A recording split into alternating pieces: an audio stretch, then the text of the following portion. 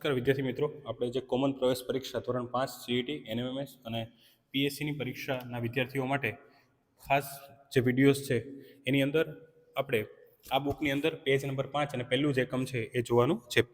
પહેલું જ એકમ છે વિભાગ 1 બૌદ્ધિક યોગ્યતા કસોટી અને 30 માર્કનું જે વિભાગ પૂછાય છે, બરાબર.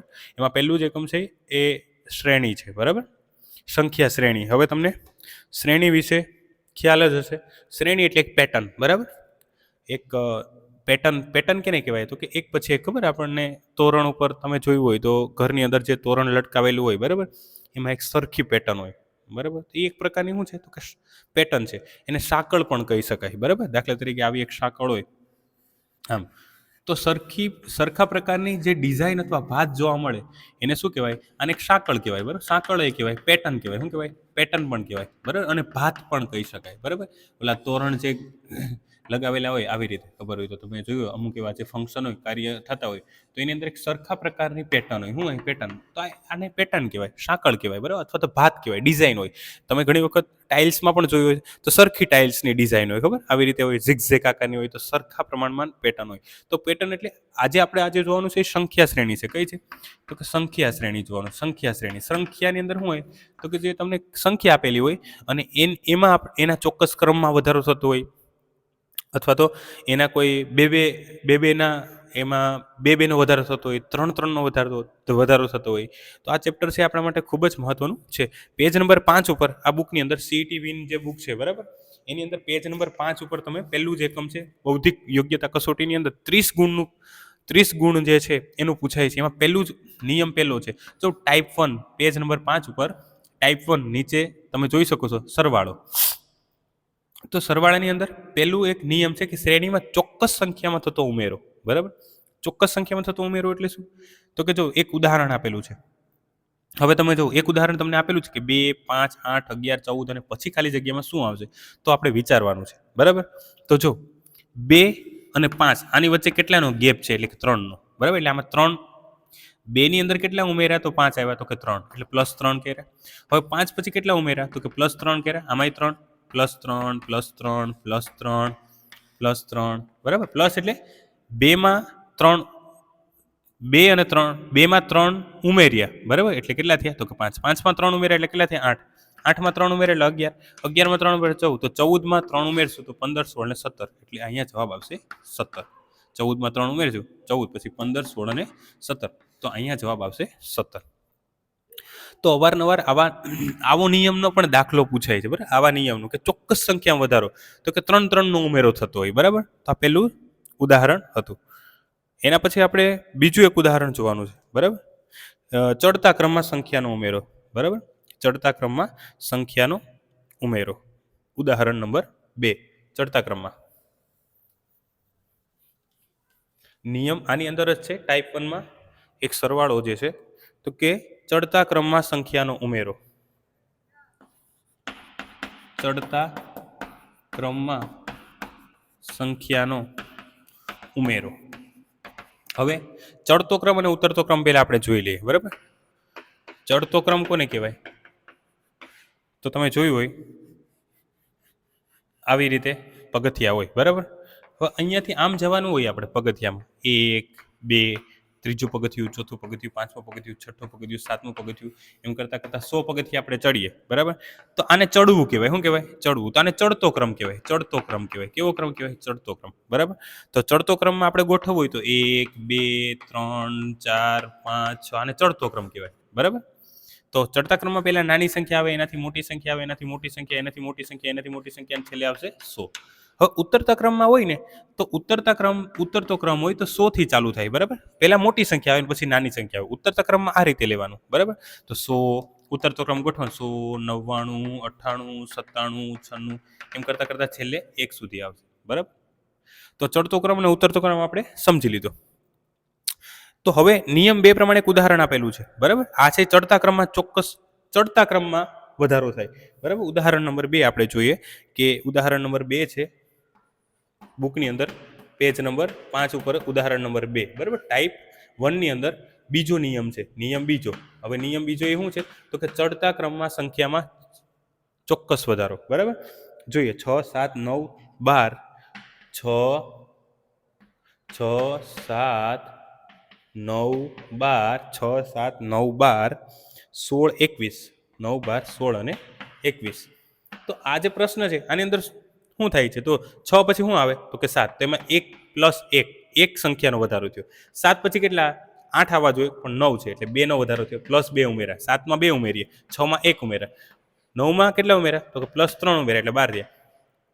12 માં કેટલા ઉમેર્યા? તો કે 4 ઉમેર્યા. જો 12 ને 4 16 થયા, અહીંયા 16. 16 માં કેટલા ઉમેર્યા? 16. 5 ઉમેર્યા, +5 16, 17 18 19 20 ને 21. હવે 21 માં કેટલા? 6 ઉમેરશું.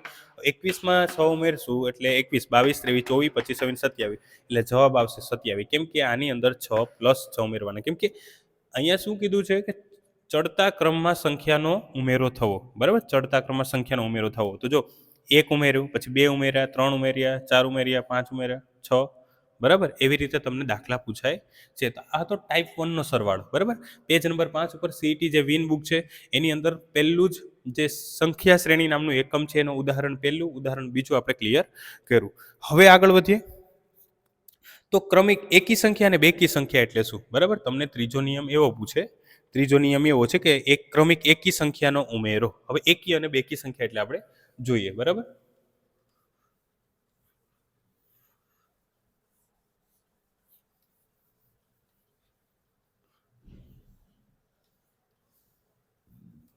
આપણું એકમ છે સંખ્યા શ્રેણી. સંખ્યા શ્રેણીમાં આપણે પહોંચ્યા છે નિયમ નંબર 3, નિયમ નંબર ત્રીજો. હવે નિયમ ત્રીજો શું છે? તો કે ક્રમિક એકી સંખ્યાનો ઉમેરો. ક્રમિક એકી સંખ્યાનો ઉમેરો. બરાબર, ક્રમિક એકી સંખ્યાનો ઉમેરો. બરાબર, ક્રમિક એકી સંખ્યા. હવે આપણે એ સમજવું જોઈએ એકી એટલે શું અને બેકી એટલે શું. બરાબર, જો એકી સંખ્યા અને બેકી સંખ્યા કોને કહેવાય? તો ઘણી વખત આ ભણી ગયા. બરાબર, ધોરણ 4થા 5માની અંદર આપણે આ આવતું જ હોય છે, એકી અને બેકી એટલે શું. તો જો એક જેનો એકમનો 1 3 5 7 9 જેવા શબ્દો હોય ને તો એને એકી કહેવાય. બરાબર, પછી એના પછી બેકી સંખ્યા. બેકી 0 2 4 6 8 આવા જે એકમના અંકો હોય ને તો એને બેકી સંખ્યા કહેવાય. જેમ કે હું એક સંખ્યા લખું 23, તો 23માં તમારે એકમનો અંક જોવાનો. એકમનો અંક કેવો આવે? તો કે 3 આવે. તો આ છે ને એકી સંખ્યા થઈ. બરાબર, હવે દાખલા તરીકે કોઈ એક સંખ્યા લખું 24, તો એકમનો અંક કયો આવે? આ બાજુથી આવે 4, તો એને બેકી સંખ્યા કહેવાય. તો જે સંખ્યાના એકમનો અંક છે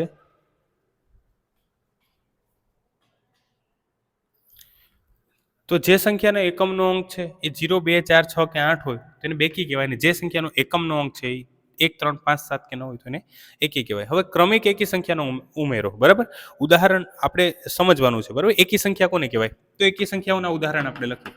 એકી સંખ્યા કોને કહેવાય? પહેલા તો એ સમજી લઈએ એકી સંખ્યાઓ. બરાબર, તો એકી સંખ્યાની પેટર્ન છે ને 1 પછી જો 2 નો આવે, 3 5 7 9 11 13 આ બધી છે ને એકી સંખ્યા છે. જો કેમ કે એનો એકમનો અંક છે ને 1 3 5 7 કે 9 માંથી આવે છે. બરાબર, એટલે એને એકી સંખ્યા કહેવાય.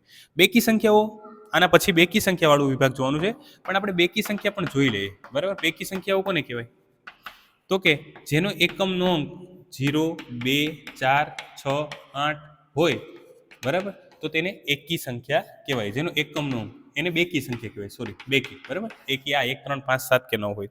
હવે આગળ વધીએ તો એક ઉદાહરણ નંબર એકી સંખ્યાઓ વાળાની અંદર છે ઉદાહરણ નંબર ત્રીજું. બરાબર, ઉદાહરણ ત્રીજું આપણે જોવાનું છે. ઉદાહરણ ત્રીજું. ઉદાહરણ ત્રીજું જોઈએ. બરાબર, કે પ્રશ્ન પૂછ્યો 2 3 6 11 18. 2 પછી 3 6 11 18. બરાબર, અને ખાલી જગ્યા. હવે આનો જવાબ કેવી રીતે આવશે? તો આપણે નિયમ ત્રીજો ભણી ગયા કે ક્રમિક એકી સંખ્યાનો ઉમેરો થવો જોઈએ. બરાબર, તો જો 2 અને 3 વચ્ચે કેટલાનો ઉમેરો થયો? 2 અને 3 વચ્ચે તો કે 1 નો. હવે જો 3 અને 6 વચ્ચે કેટલાનો ઉમેરો થયો? 3 નો. કેમ કે 3 ને 3 6 એટલે 3 નો ઉમેરો થયો, +3 ઉમેર્યા, પ્લસ 2 પછી 3 આવ્યા એનો મતલબ એવો છે કે એમાં 1 ઉમેર્યો. 3 પછી 6 આવે એનો મતલબ એવો છે કે એમાં 3 ઉમેર્યા. બરાબર, આની વચ્ચે. હવે 6 પછી 11 આવ્યા એમાં કેટલા ઉમેર્યા? તો જોઈએ 1 3. હવે જો 6 6 7 8 9 10 ને 11 એટલે 5 ઉમેર્યા. પછી 11 પછી 18 આવ્યા તો કેટલા ઉમેર્યા? તો કે 7 ઉમેર્યા. તો જો આ તમને ક્યાંક એક લિંક અથવા તમને એક પેટર્ન દેખાય છે, આ જો 1 3 5 7 1 3 5 7 એવી કંઈક પેટર્ન દેખાય છે. તો જો 18 માં આપણે કેટલા ઉમેરશું? 18 ની અંદર આપણે કેટલા ઉમેરશું? તો કે 18 વત્તા 9 ઉમેરીએ ને, કેમ કે અહીંયા હવે પછી એકી સંખ્યા આવશે ને એ 9 આવશે. તો 9 ઉમેરીએ ને તો કેટલા થાય? 8 દુ 16 17 7 વધી એક ને 1 2 એટલે 27. જવાબ છે આની અંદર 27 આવશે. બરાબર? તો આવી રીતે તમને પેટર્નના પ્રશ્નો પૂછાય છે. તો આ પેટર્ન ખાસ કરીને યાદ રાખવાની, કેમ કે આ ડાયરેક્ટ તમને પેટર્ન નહીં આવડશે. તમારે એના માટે આ બધું ભણવું પડશે. એકી સંખ્યા કોને કહેવાય, બેકી સંખ્યા કોને કહેવાય, વિષમ સંખ્યા, સમ સંખ્યા, વિભાજ્ય સંખ્યા, અવિભાજ્ય સંખ્યા. એટલે એક પછી એક તમારે વ્યવસ્થિત એની બુક તૈયાર કરવી પડશે. એ બુક તૈયાર કરીને પછી તમે રોજ એનું રિવિઝન કરો ને, ત્યારે તમને આ બધી વસ્તુઓનો ખ્યાલ રહે. બાકી તમે એક વખત વાંચી, એક વખત સમજી અને મૂકી દો, તો અમુક સમય આવે તો એને પછી પાછું આપણે અપડેટ કરતું રહેવું પડે. અને જો અપડેટ નહીં કરીશું તો ફરી પાછું આપણે એકી અને બેકી છે એ ભૂલાઈ જશે, સમ અને વિષમ ભૂલાઈ જશે, વિભાજ્ય અને અવિભાજ્ય ભૂલાઈ જશે.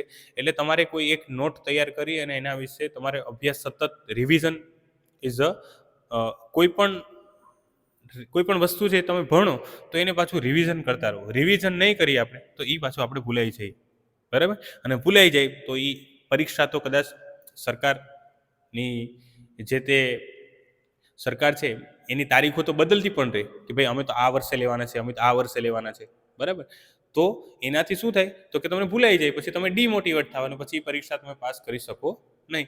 પણ આપણું કામ એ જ છે કે પરીક્ષા ગમે ત્યારે આવવાની છે, અને પરીક્ષા જ્યારે પણ આવે ત્યારે આપણે આ જે છે આપણી પાસે કમ્પ્લીટ હોવું જોઈએ. જો નહીં હોય તો તમે ભૂલી જશો. નહીં ભૂલી જશો તો જે માર્કેટમાં રિવિઝન કરે છે, જેમ અથવા તો જે વિદ્યાર્થીઓ છે રિવિઝન સતત કરતા રહે, ભણતા રહે, સતત ટ્યુશનમાં જતા રહે, સતત શિક્ષણ હારે જોડાયેલા હોય, એ પાસ થશે. અને જે લોકો ભૂલી જશે, એક વાર સમજી લીધું, પૂરું થઈ ગયું, ભૂલી જશે, એને ભૂલાઈ જશે, તો એ પરીક્ષામાં નાપાસ થશે, પરીક્ષામાં પાસ થશે નહીં. બરાબર? હવે આપણે આગળ જોઈએ ક્રમિક બેકી સંખ્યાનો ઉમેરો. બરાબર? હવે એના પછી બેકી સંખ્યા આપણે જોઈ લીધી. હવે બેકી સંખ્યાનો ઉમેરો થવો જોઈએ. બરાબર? એવી એક શ્રેણી છે, પેટર્ન છે. આ હતું ક્રમિક એકી સંખ્યા હતું. હવે ક્રમિક બેકી સંખ્યા છે. બરાબર? નિયમ 4 તમારી બુકની અંદર પેજ નંબર 5 પર નિયમ 4, નિયમ 4 ક્રમિક બેકી સંખ્યાઓનો, બરાબર, ક્રમિક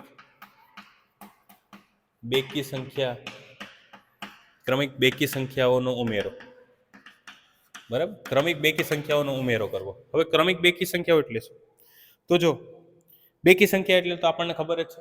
બેકી સંખ્યા કોને કહેવાય? તો કે જો જે સંખ્યાનો એકમનો અંક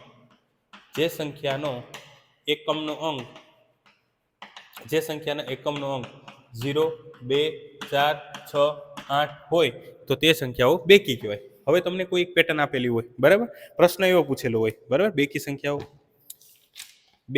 આ બધી છે, 2, 4, 6, 8, 10, બરાબર, 8, 10, 12, 14 આ બધી બેકી સંખ્યાઓ છે. બરાબર? તમને કોઈ પૂછે કે 100 છે કેવી સંખ્યા છે, તો આપણને ખબર પડે 100 નો એકમનો અંક 0 છે, તો એ કેવી સંખ્યા થઈ? બેકી સંખ્યા થઈ. બરાબર? હવે ઉદાહરણ ચોથું છે, પેજ નંબર 6 ઉપર. પેજ નંબર 6 ઉપર ઉદાહરણ ચોથું છે. કયું છે? ઉદાહરણ ચોથું. હવે આ ચોથું જે ઉદાહરણ છે એની અંદર પ્રશ્ન એવો પૂછેલો છે કે 3, 5, 9, 15 અને 23. 3, 5, 9, 15 અને 23. હવે આની પછી કઈ સંખ્યા આવે એ તમને પૂછેલું છે. તો આમાં શું કરવાનું છે? તો નક્કી કરવાનું કે આ શ્રેણી કઈ રીતે લાગુ પડે. 3 ની પછી શું છે? 5 છે, તો એમાં કેટલા ઉમેર્યા? તો કે 2. બરાબર? 3 માં 2 ઉમેરીએ તો 5 થાય. 5 પછી કેટલા ઉમેરીએ? 4 ઉમેર્યા તો 9 થાય. 9 પછી 15 ઉમેરીએ તો કેટલા? 9 માં કેટલા ઉમેરીએ તો 15 થાય? 10 ને 6. બરાબર? પછી 15 માં કેટલા ઉમેરીએ? 15 માં કેટલા ઉમેરીએ તો 23 થાય. તો 15, 5 ને 3, 8. તો જો આ એક શ્રેણી જે છે, બરાબર, 2, 4, 6, 8 આ એક જો પેટર્ન છે. હવે પેટર્ન જે છે તો આના પછી કઈ સંખ્યા આવે? તો આપણને ખબર છે 10 આવી જોઈએ, કેમ કે આ 2, 4, 6, 8 આ કઈ પેટર્ન થઈ? તો કે બેકી સંખ્યા છે, તો 10 ઉમેરશું તો 23 ને 10 તો 33. તો જવાબ અહીંયા આવવો જોઈએ 33. બરાબર? ઘણી વખત તમારા જવાબો જે છે એ જવાબ નહીં આવતા હોય તો એનું કારણ છે પ્રિન્ટિંગ મિસ્ટેક હશે, બરાબર, બુકની અંદર. પણ તમે યોગ્ય પેટર્ન ગોઠવેલી હોવી જોઈએ. જો યોગ્ય પેટર્ન ગોઠવેલી હશે તો જ અમારો જવાબ છે એ સાચો હશે. કદાચ બુકની અંદર જવાબ છે એ ખોટો પણ હોઈ શકે એવું જરૂરી છે નહીં. હવે આના પછી આપણે પ્રાકૃતિક સંખ્યા કોને કહેવાય એનો અભ્યાસ કરીશું, બરાબર. પેજ નંબર 6 ઉપર હવે આપણે અભ્યાસ કરવાનો છે